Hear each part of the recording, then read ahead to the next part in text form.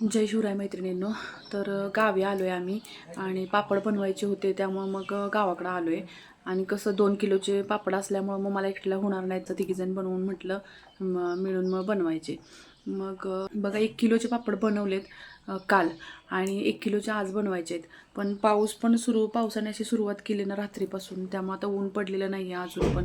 तर ऊन पडलं तर ठीक आहे, नाहीतर मग बघूयात मग कसं होते. आणि बघा सकाळी नाश्ता वगैरे झाला आणि गॅस संपून गेला, त्यामुळं मग आता जेवण बनवायचं. मग मी चुलीवरती बनवते.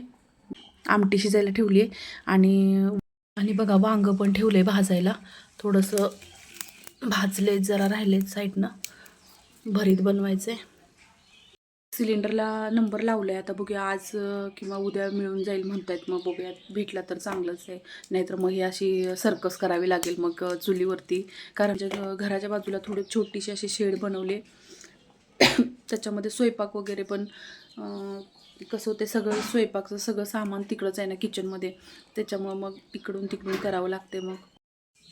तर बघा चपात्या बनवायला घेतल्यात मी, आणि दूध पण ठेवले आता चुलीवरतीच. बघा गावाकडं बरं आहे ना, कारण जर गॅस संपला तर चुलीवरतीच आपण जेवण करू शकतो. नाहीतर मग शहरामध्ये कसं होते, सगळ्यांकडेच काही इंडक्शन वगैरे असते असं काही नाही आहे. तर थोडंसं बघा ऊन पडायला लागले. मी आता भरीत बनवणार आहे. बघते आता ये जा करून हेलपाटे करून मला आता बघा, मी आत्यांच्या पद्धतीनं वांग्याचं भरीत बनवते. तर ह्याच्यामध्ये मिक्स करून घेतले वांग सगळं हे करून, ह्याच्यामध्ये घातले मी चटणी घालते आणि नंतर मीठ घालते, कोथिंबीर घालते भरपूर,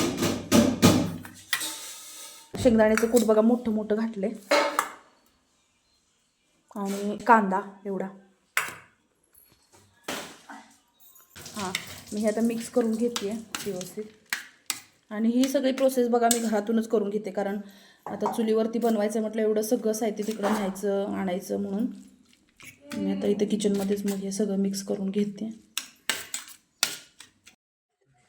तर बघा तेल घातले, जिरं घालते, जिरं तडतडलं की मग लगेच लसूण घालते मी.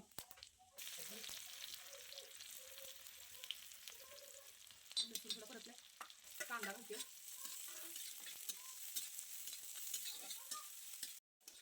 कांदा पण जास्त भाजायचा नाही, थोडंसं भाजलं मी.